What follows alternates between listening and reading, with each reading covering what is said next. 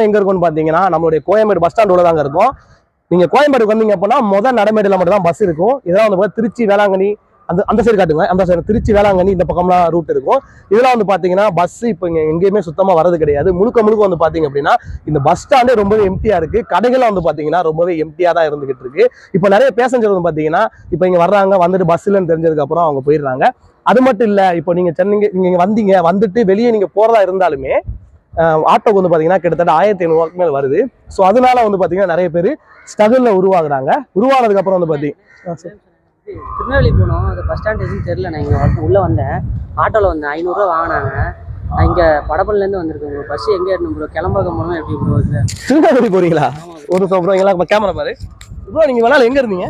மளிகை கடையில் வேலை பார்த்துட்டு இருந்தேன் ப்ரோ, வடபள்ளியில். இப்போ பஸ் கிளம்பாக்கத்துக்கு மனநலம்